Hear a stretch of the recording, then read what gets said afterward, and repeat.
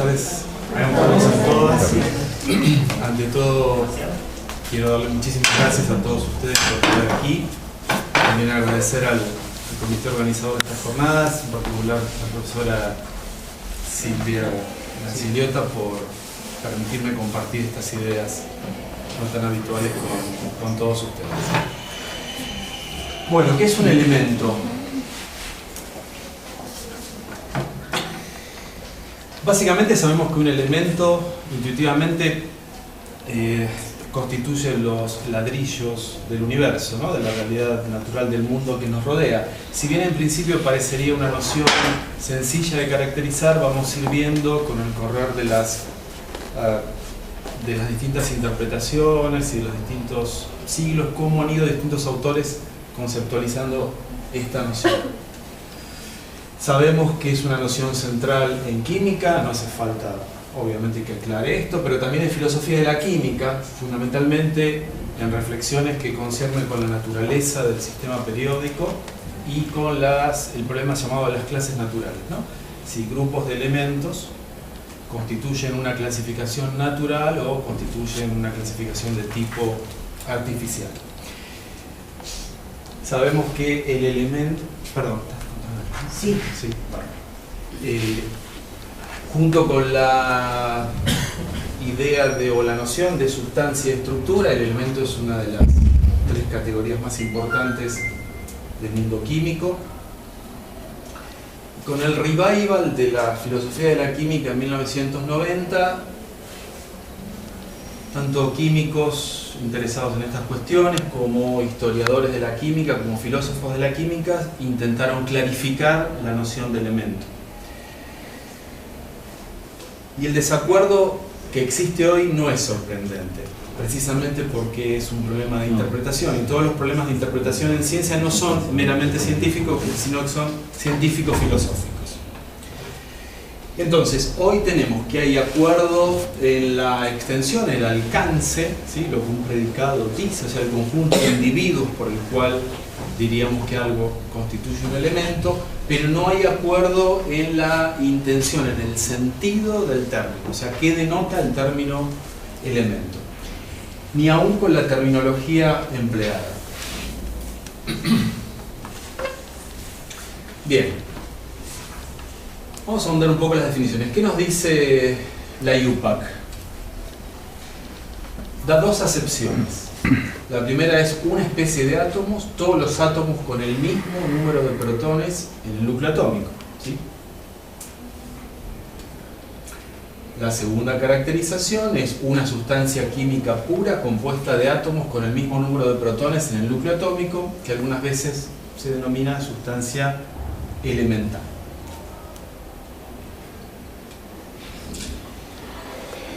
Vamos al conocido libro de Atkins, de Introducción a la Química General, muy utilizado en cursos universitarios en los primeros años. También dos acepciones. Sustancia que no puede ser separada en otras más simples por técnicas químicas. Bueno, esta caracterización ya difiere con la anterior, ¿no es cierto? La caracterización que también da el libro de Witten, que lo vi allí arriba en venta. Y en la segunda caracterización, que coincide con la anterior me refiero a la que brinda la IUPAC, que es una sustancia compuesta por átomos del mismo número atómico, hidrógeno, oro, uranio, etcétera, etcétera, etcétera. Bien, hasta acá tenemos dos caracterizaciones. Vamos a una tercera, un poco extraña, como me han señalado, que es la que uno encuentra en un diccionario de cuerpos puros simples de la química, donde dice, es la parte común de todo, o sea, un elemento es la parte común de todos los cuerpos que lo contienen, o también es la parte común de un cuerpo simple y donde todas las cosas están compuestas de él. Otra caracterización, tenemos al menos tres, ¿sí? Bueno, ¿qué hacer con todo esto, básicamente, no? Entonces, esto nos conduce al llamado problema de la naturaleza de los elementos. Entonces vamos a indagar un poco desde el origen o la raíz del problema. En la filosofía, en los sistemas de filosofía india, ellos hablaban de 4 elementos o bhutas: tierra, agua, fuego y aire. A veces agregaban un 5.º elemento que era el éter. Los budistas hablan de elementos o sandas que suelen engañosamente unirse en la supuesta individualidad. Y en la filosofía china, 5 elementos. Los 3 primeros son elementos primigenios, son básicos, sobre la madera y el metal, que completarían los 5. Ahora bien, ¿cómo ha abordado la filosofía occidental este tema? Bueno, las primeras reflexiones hay que encontrarlas en los filósofos presocráticos, donde el problema central para ellos era la llamada el problema del arqué, ¿no? A-R-K-H-E. ¿Cómo explicar la diversidad de fenómenos a partir de un único principio unificador, un único principio unitario del mundo? Algunos pensadores encontraban que ese principio unitario era el agua como tales, el apeiron para Anaximandro, es decir, una cuantía ilimitada de materia, y para Anaxímenes ese principio unitario del mundo era el aire.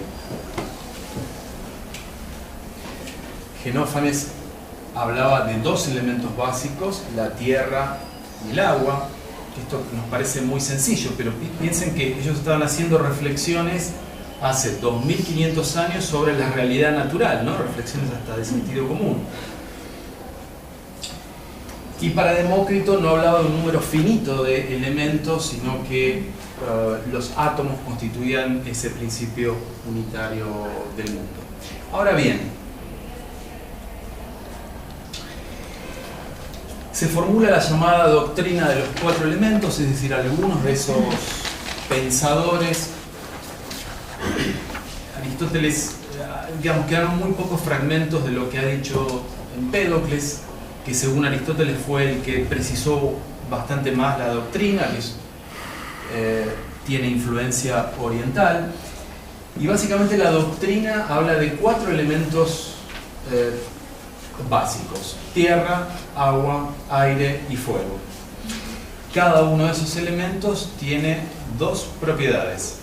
La tierra es fría y seco, el agua es frío y húmedo, el aire es húmedo y caliente, y el fuego es seco y caliente. Esto parece muy razonable, y de hecho lo es, ¿no? A priori. Lo que también estableció Empédocles, o ellos creían que además esos 4 elementos debían esas propiedades que se señalan en los círculos. Primero, la constitución, esos 4 elementos estaban constituidos por partículas microscópicas que tenían formas variadas.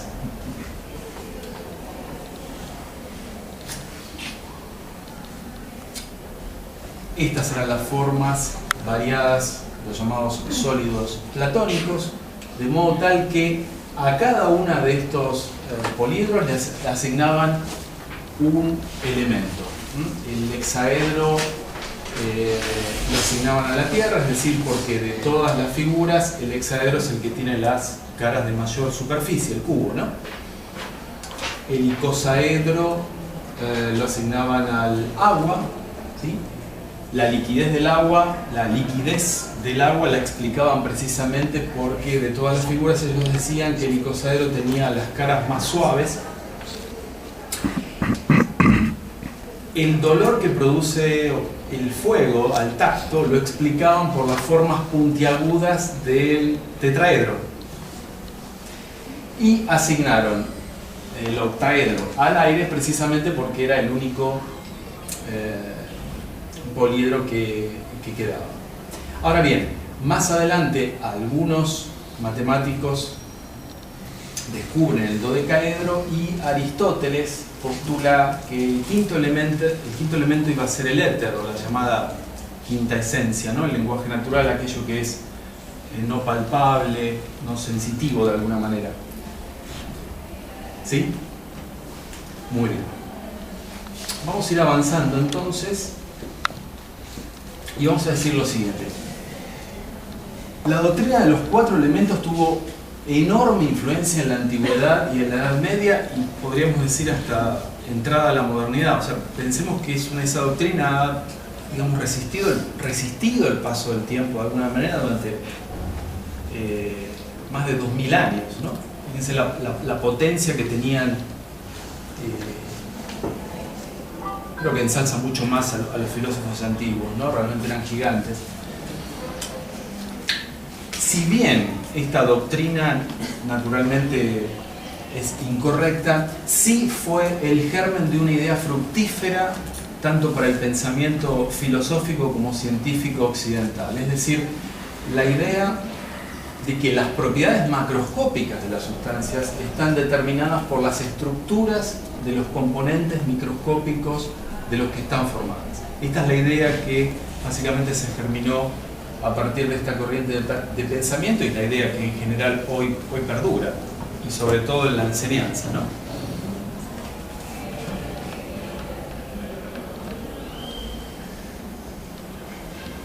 Bien.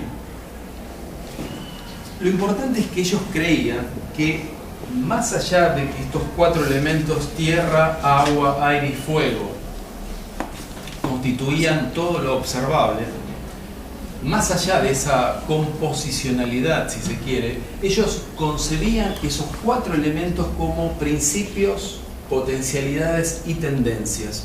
Es decir, empieza a aparecer una noción un poco más abstracta de la noción de elemento, ¿no?, que dan lugar a esas propiedades observables. De modo tal que aparece una primera distinción, teniendo en cuenta estas ideas, y nos vamos ya metiendo en tema, que es el elemento concebido en un sentido abstracto, si se quiere, precisamente por esto, al elemento concebido en un sentido observable, un elemento que manifiesta propiedades, o que tiene propiedades macroscópicas.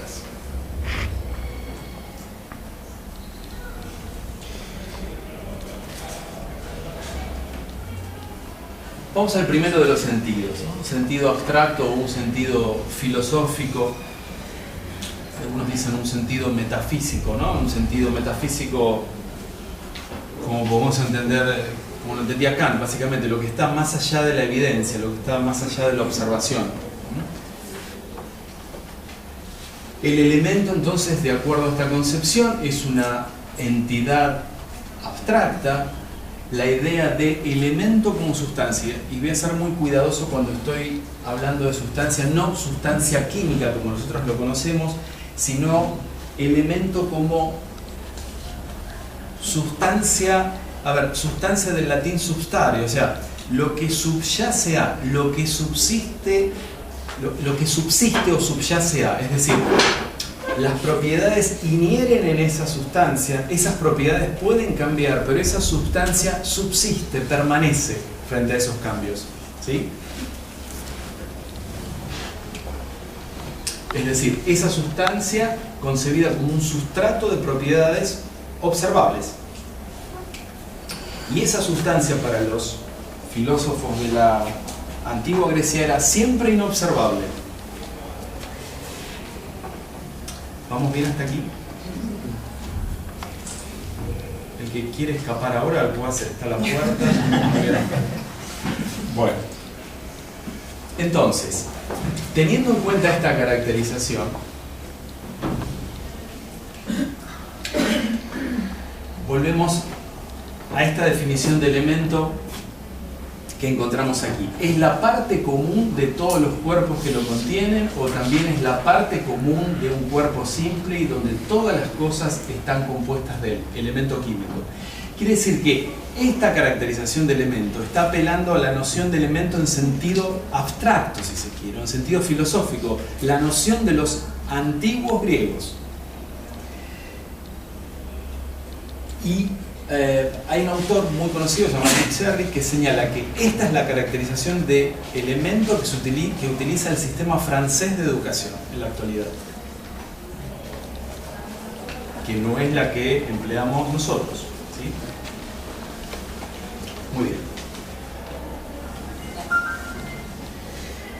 Vamos al segundo sentido, el sentido observable o sustancias simples, ¿no? Como la llamó Lavoisier.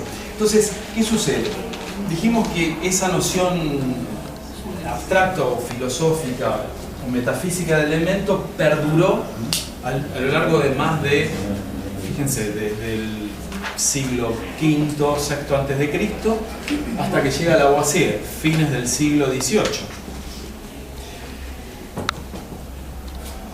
Cuando llega Lavoisier dice básicamente, si bien hay algún debate, pero voy a simplificar bastante la cuestión, pero de alguna manera Lavoisier y colaboradores dicen, bueno, está bien, pero nosotros como químicos trabajamos con elementos tangibles, observables, con propiedades macroscópicas, propiedades físicas, propiedades químicas. La idea la concepción de elemento en sentido abstracto o filosófico empieza lentamente a quedar de lado. Esto, reitero, es motivo de debate. Algunos autores señalan que hubo una continuidad conceptual, que Lavoisier de alguna manera reconoció esta noción, pero no le era útil para su trabajo, digamos, como químico, básicamente, ¿no? Su trabajo cotidiano. Entonces él señala que un elemento es la etapa final de la descomposición química. Estamos hablando de fines del siglo XVIII, ¿correcto? Bien, reitero entonces.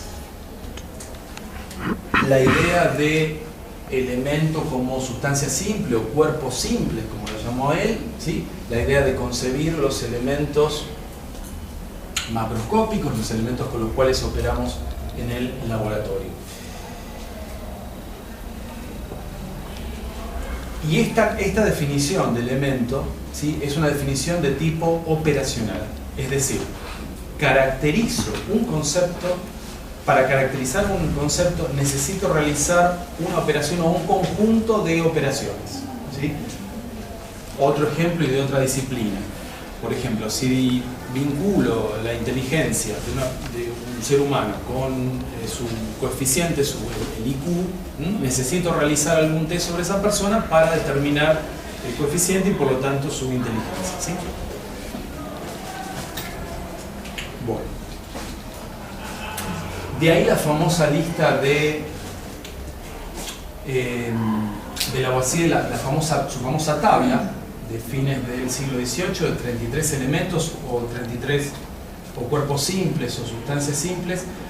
Las particularidades, la luz, bueno, el calor, la luz y el calórico eran elementos en esa época, ¿no?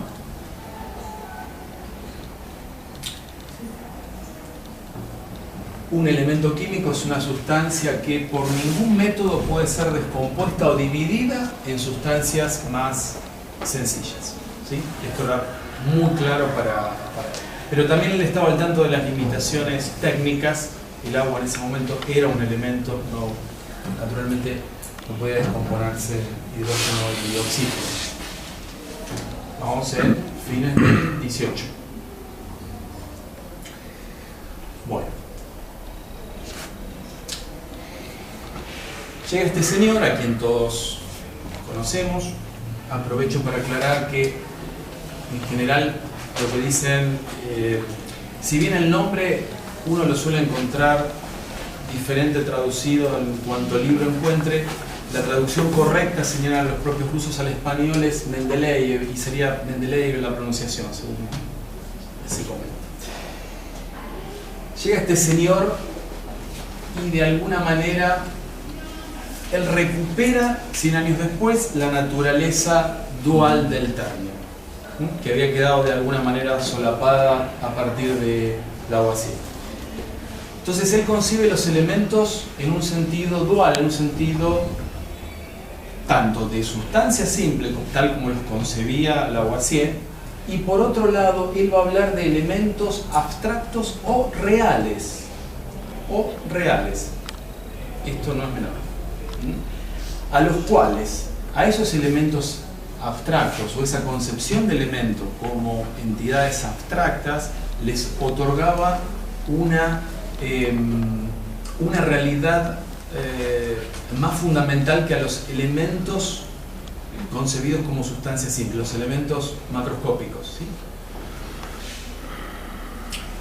Él dice, bueno, los elementos abstractos o reales es la forma que los elementos la forma que los elementos toman cuando se presentan en compuestos. La forma que los elementos toman cuando se presentan en compuestos. Mendeleev decía,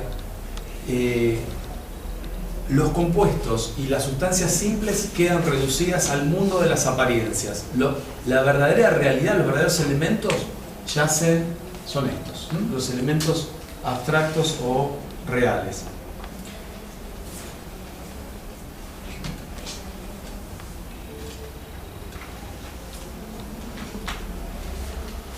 Entonces, esa concepción de los elementos como una sustancia abstracta o real, básicamente estaba recuperando la noción de los antiguos griegos. ¿Sí? Dice, bueno, a esa sustancia abstracta o real tiene un único atributo, que es su peso atómico. Eso le permitía ordenar los elementos en una única secuencia y asignar a su vez un atributo para cada uno de ellos. Y esto parecía lógico, porque cuando combino sodio y cloro se forma cloro de sodio. Él veía que el peso atómico era la suma de los pesos de los dos elementos, ¿sí? Entonces de ahí deduce que, bueno, ¿qué es lo que hay? Algo que perdura, que subsiste, que es el peso atómico, es la propiedad de ese elemento como sustancia, ¿no? En el sentido filosófico. Y sí hizo mucho pie en enfatizar lo siguiente: mi clasificación de los elementos no concierne con los mismos como sustancias simples, sino que concierne a los elementos como elementos reales o abstractos. Y él decía,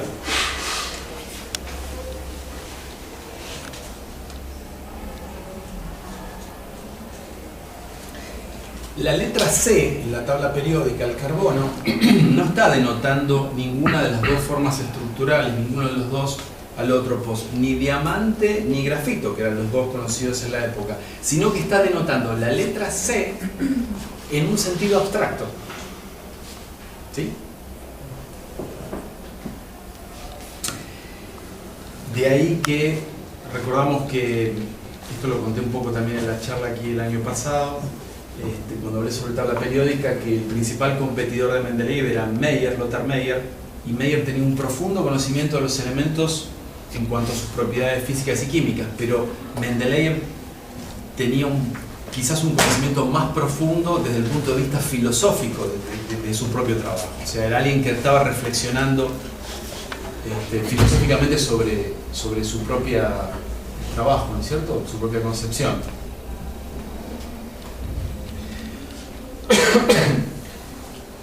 Bueno, albores del siglo XX, Sodí acuña el concepto de isótopos que todos aquí conocemos. Se produce en ese momento un descubrimiento de nuevos isótopos, una multiplicación repentina de isótopos. Eso de alguna manera puso en crisis la noción de tabla periódica o sistema periódico como tal. ¿Por qué? Porque decían, bueno, es tanta la cantidad de isótopos que se descubrió que de alguna manera la tabla como tal va a ser poco útil, va a estar vetusta, es decir, es preferible utilizar una tabla de isótopos. El que resolvió esa crisis, una crisis muy intensa, fue Panet, que ahora lo vamos a ver, Fritz Panet. Un año después, bueno, Moseley, junto con, en realidad siguiendo trabajos de Van den Broek, Moseley básicamente justifica el número atómico como un mejor criterio, un criterio unívoco para identificar elementos, ¿sí? Esto lo sabemos. Lo que no conocemos es Anton van den Broek, que Mosley continúa los trabajos de Van den Broek, pero la particularidad es que este señor era holandés y era un amateur, él era economista de profesión y llegó a publicar en la revista Nature 2 trabajos que atrajeron la atención de Bohr, Rutherford y tuvo elogios por ese lado, ¿no? Bien.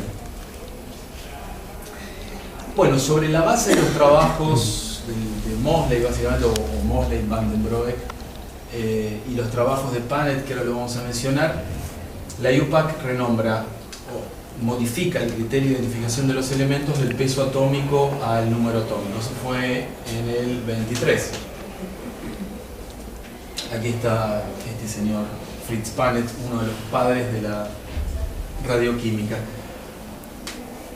Básicamente él resuelve esa crisis, la llamada crisis de los isótopos, apelando a la distinción de Mendeleev, una distinción, si se quiere, filosófica. Él dice, bueno, el descubrimiento de estos nuevos isótopos no corresponde a los elementos concebidos como sustancia simple, sino a los elementos concebidos en un sentido abstracto o real, como hablaba Mendeleev. ¿Sí? ¿Se ve? Bien, y él además lo que hace en un trabajo del año 31 que se llama el estatus, o se llamó el estatus epistemológico del concepto de elemento. Punnett era un químico de laboratorio además. Ese trabajo hoy es básicamente todavía fuente de reflexión sobre el tema y el punto de partida de muchos trabajos epistemológicos en este tema. Y él lo que hace es modifica además en ese trabajo la idea de sustancia abstracta a sustancia básica, sustancia abstracta a sustancia básica. Él acuña esta denominación Grundstoff en el trabajo en inglés, lo cual hay una discusión actual que no voy a ahondar en esto por motivos obvios. El hijo de Punnett es el que hace la traducción del alemán al inglés, entonces él traduce Grundstoff como sustancia básica y Einfacher Stoff del alemán como sustancia simple. Entonces hay alguna crítica que dice, bueno, en realidad ni Grundstoff ni Einfacher Stoff significan sustancia básica, sustancia simple. Bueno, esa es una línea de discusión, ¿sí? Entonces Punnett básicamente habla de dos acepciones, la idea de elemento como sustancia simple y de elemento como sustancia básica. ¿Cuánto estoy? No, estás. Faltan 10 minutos para los 35. Ok. Bueno, entonces, Punnett caracterizaba la sustancia básica como aquello que es indestructible en compuestos. Y sustancia simple es la forma en que la sustancia básica, no combinada con otras, se presenta a nuestros sentidos. Esta es la caracterización que hace Punnett de estas dos nociones. Pero lo importante de ver acá es que él está recuperando esa naturaleza dual de elemento. Yo veo gente copiando. ¿Puedo seguir o...? ¿Sí?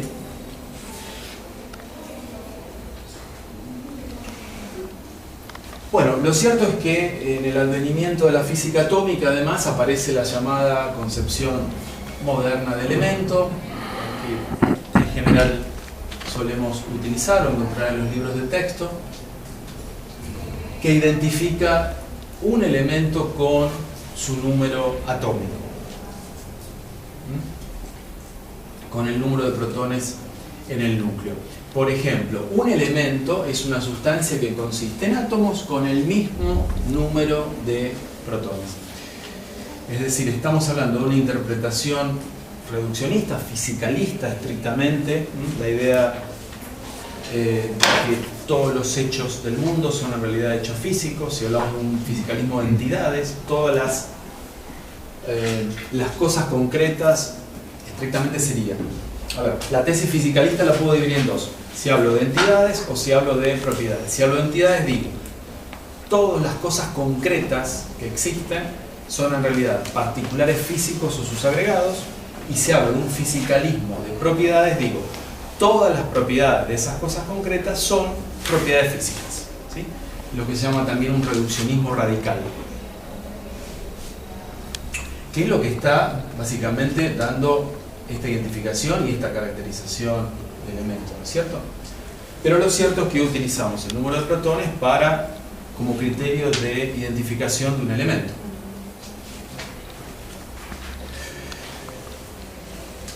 El problema de las naturalezas de los elementos en función de lo que estamos viendo. Entonces, posiciones actuales. Básicamente, autores que sostienen o defienden la naturaleza dual del término elemento con sus particularidades. Algunos sostienen estas ideas, pero hay cambios en la terminología. Y autores básicamente que dicen no necesitamos apelar a elementos en un sentido abstracto, real, nada tiene que ver hoy la metafísica con la investigación científica, corremos todo eso de lado, y en general son caracterizaciones o interpretaciones de elementos en un sentido, como vimos antes, reduccionista, con diferencias, con cambios en la terminología. Bien, hasta aquí, ya dicho esto, debo decir que mi tarea hasta aquí ha sido meramente expositiva. Un poco, muy rápidamente, el panorama actual, que es lo que se está discutiendo. Ahora, yo voy a tomar partido en este problema y voy a fijar mi posición. Yo considero que la noción de elemento, a mí no me gusta la caracterización reduccionista, la actual, la que brinda en general la IUPAC, y básicamente yo me ubico en esta posición. Y voy a argumentar de alguna manera lo siguiente.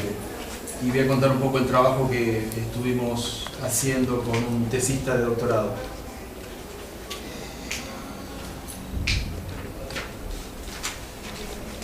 Antes de ir a mi parte, digo, los sistemas de educación hispano y angloparlantes utilizan la interpretación empirista o la definición operacional de Lavoisier y la que acabamos de ver, la que nos brinda la IUPAC, y el sistema francés de educación utiliza esa interpretación abstracta que encontramos en ese diccionario. Es decir, hay tres interpretaciones que están ahí dando vuelta, y como todo problema de interpretación termina siendo una decisión.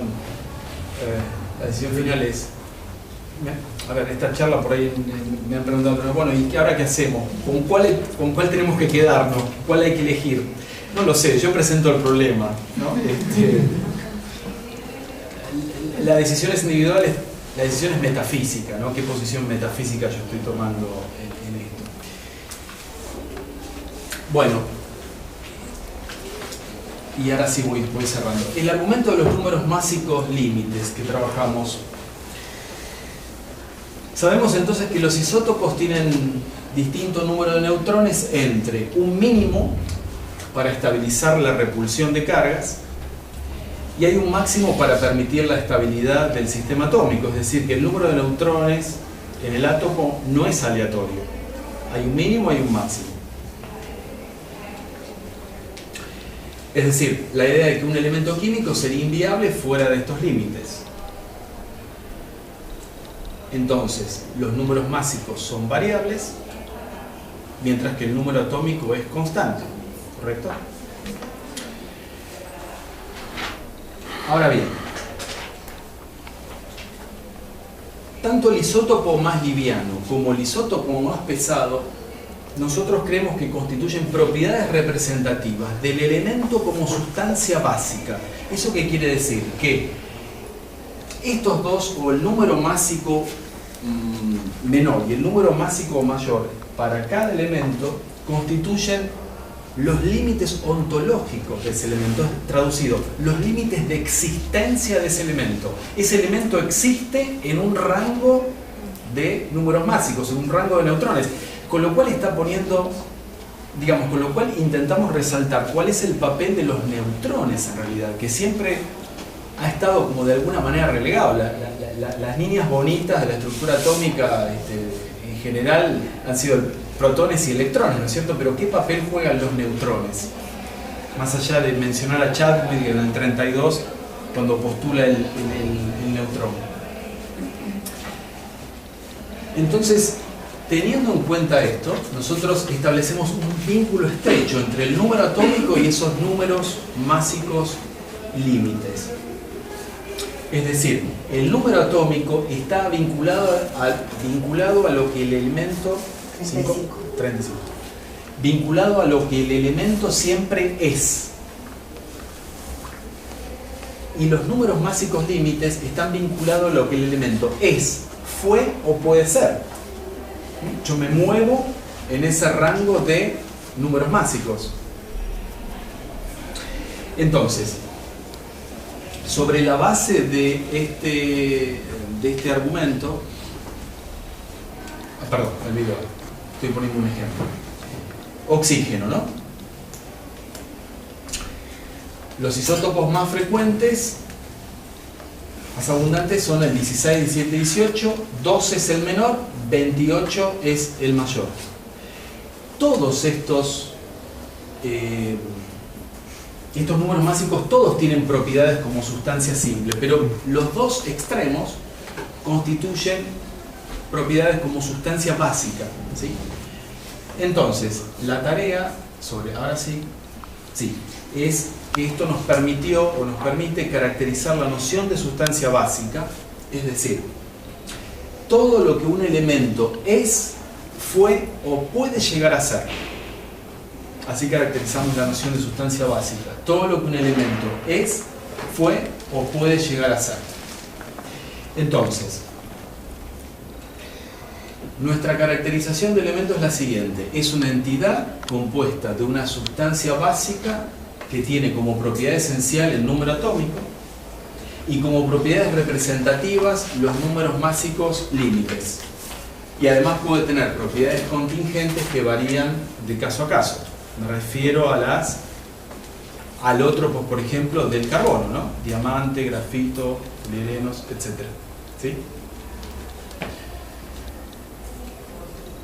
Gracias.